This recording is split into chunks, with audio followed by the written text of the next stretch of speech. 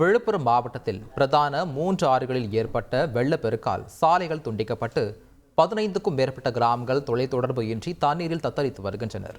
இது குறித்த கூடுதல் தகவல்களை செய்தியாளர் தாயுமானவன் வழங்கிட கேட்கலாம். தாயுமானவன் வணக்கம். இது பற்றிய முழு விவரங்களை பதிவு பண்ணுங்க. விழுப்புரம் மாவட்டத்தில் பிரதான வெள்ளப்பெருக்கு காரணமாக அமைஞ்சது 3 ஆறுகள். தென்பெண்ணையாறு, மலட்டாறு, அதேபோல் கோரையாறு. இந்த 3 ஆறுகளையும் இணைக்கக்கூடிய கிராமங்கள் பார்த்தோம்னா 15 கிராமம் இருக்குது. அந்த கிராமங்கள் அனைத்துமே சாலைகள் துண்டிக்கப்பட்ட நிலையில் ஒரு மிகப்பெரிய அச்சுறுத்தலையும் தனி தீவாகவும் இப்போ காட்சியளிக்கக்கூடிய சூழலை பார்க்க முடியுது. பிரதான சாலை இடிக்கப்பட்டு விட்டது. உடைக்கப்பட்ட ஒரு சூழலில் தற்போது மக்கள் 1 கிலோமீட்டர் தூரம் நடந்து சென்று தான் அவங்களுக்கு தேவையான அத்தியாவசிய பொருட்களை வாங்கக்கூடிய சூழல் என்பது இருந்து வருகிறது. சுமார் 5000 குடும்பங்கள் இருக்கின்றன. 15 கிராமங்கள் தற்போது தனி தீவாக தத்தளிக்கக்கூடிய காட்சிகளை பார்க்க முடிகிறது. பிசினஸ்க்கு இடம் இல்ல, பணம் இல்லைன்னு கவலைப்படாதீங்க. இங்க ஒருத்தர் வீட்லயே 9 லட்சம் ரூபாய் சம்பாதிக்கிறார். எப்படின்னு தெரிஞ்சுக்கணுமா? இப்பவே ஃப்ரீடம் ஆப்பை டவுன்லோட் பண்ணுங்க. 5 நாட்களாக இங்கே வெள்ள நீர் வடியாத ஒரு சூழல். அது மட்டும் இல்லாமல் மின்சாரம் என்பது தடைப்பட்டிருக்கக்கூடிய ஒரு சூழலில் செல்ஃபோன் சிக்னல் இல்லை. ஒட்டுமொத்தமாக பார்த்தோம் என்றால் எந்த விதமான தொலைத்தொடர்பும் இல்லாமல் கிராம மக்கள் இங்கே சிக்கியிருக்கிறாங்க. குறிப்பாக எந்த ஒரு மீட்பு நடவடிக்கைகளையுமே அரசு சார்ந்த அதிகாரிகளோ ஈடுபடவில்லை என்ற ஒரு குற்றச்சாட்டையும் இங்கு இருக்கக்கூடிய மக்கள் தெரிவிச்சிருக்கிறாங்க. நேற்றைய தினம் வரைக்கும் பார்த்தோம் என்றால் இந்த மலட்டாறில் இடுப்பளவு வெள்ள நீர் என்பது கரை புரண்டு ஓடிய நிலையில் தற்போது வெள்ளம் படிப்படியாக வடிந்தாலும் கூட பொதுமக்களுடைய வாழ்க்கை என்பது மீளாத ஒரு சூழலே இருந்து வரதை பார்க்க முடிகிறது. நம்மிடையே சில பொதுமக்கள் இருக்கிறாங்க, கேள்வியை முன்வைக்கலாம். சார், இங்கே என்ன பிரச்சனை? பொதுமக்கள் அணுகக்கூடிய வகையில் இந்த கிராமம் இருக்கா?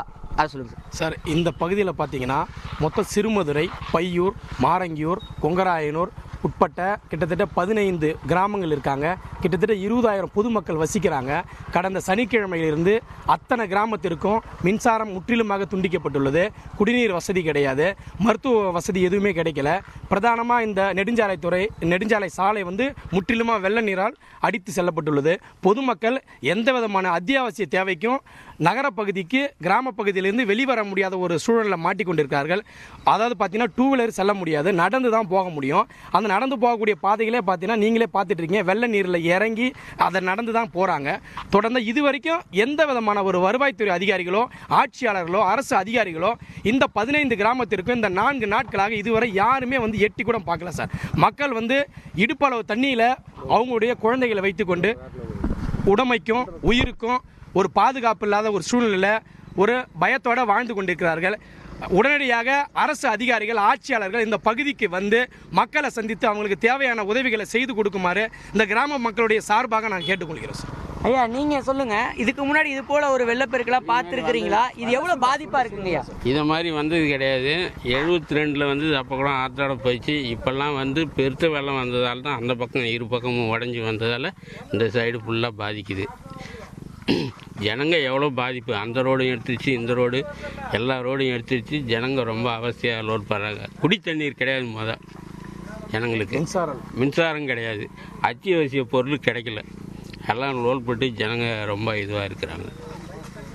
15 கிராமங்கள் இருக்குது. 15 கிராமங்களும் சாலை வசதி இல்லாமல் துண்டிக்கப்பட்டிருக்கக்கூடிய காட்சிகளை தான் பார்க்க முடிகிறது.